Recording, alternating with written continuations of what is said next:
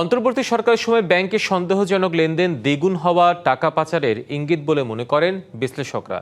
তবে সাবেক ব্যাংকাররা মনে করেন সে সময় ব্যাংকারদের কাজের স্বাধীনতা ফেরায় এই ধরনের রিপোর্ট করার প্রবণতা বেড়েছিল, আর সে কারণেই সংখ্যাটি দ্বিগুণ হতে পারে। অর্থ পাচার প্রতিরোধ আইন অনুযায়ী ব্যাংক খাতে যে কোনো সন্দেহজনক লেনদেন হলে তা নীরবে বাংলাদেশ ব্যাংকের বিশেষ ইউনিটে রিপোর্ট করার বিধান আছে। কিন্তু বিশ্লেষকরা বলছেন, রাজনৈতিক সরকারের সময় ভয়ভীতি থাকায় ব্যাংকারদের মধ্যে তা করার প্রবণতা কম থাকে।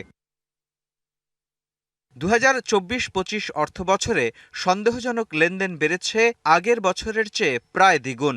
এজন্য ব্যাংকারদের নির্ভয়ে কাজ করার বিষয়টিকেই বড় করে দেখতে চান সাবেক ব্যাংকাররা।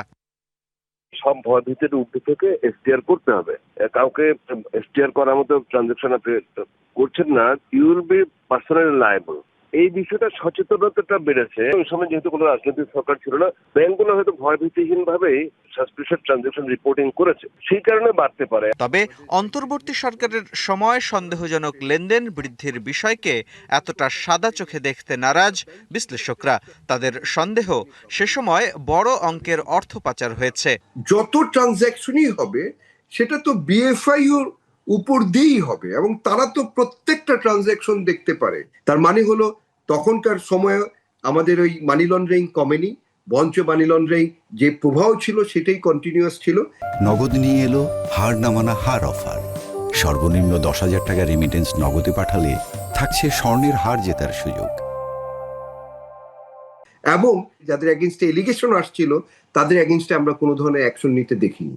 2024-25 অর্থ বছরে 30,199টি সন্দেহজনক লেনদেনের মধ্যে বিচার হয়েছে মাত্র 4টির। বিশ্লেষকরা মনে করেন, অপরাধ শনাক্ত ও বিচারের প্রশ্নে বিএফআইইউ এর উদ্যোগ সন্তোষজনক নয়। যে পরিমাণ সাসপিশিয়াস অ্যাকাউন্টের কথা বলা হচ্ছে, সে তুলনায় কিন্তু মামলার সংখ্যা তার তুলনায় যথেষ্ট কম। যারা এই ধরনের ফিনান্সিয়াল ক্রাইমের সাথে যুক্ত, দেশের টাকা নামে বেনামে দেশে রেখেছে বা পাচার করেছে, তারা যাতে দৃশ্যমান শাস্তির আওতায় আসেন। কেন্দ্রীয় ব্যাংকের এ বিশেষ ইউনিট বলছে, এবছরের মধ্যে পাচারের টাকা ফিরতে শুরু করবে। তবে তাদের এমন বক্তব্যের সঙ্গে খুব বেশি আশাবাদী নন বিশ্লেষকরা। দেশ বিদেশে পাচারকৃত অর্থ। মোস্তফা মাহবুব, ডিবিসি নিউজ, ঢাকা।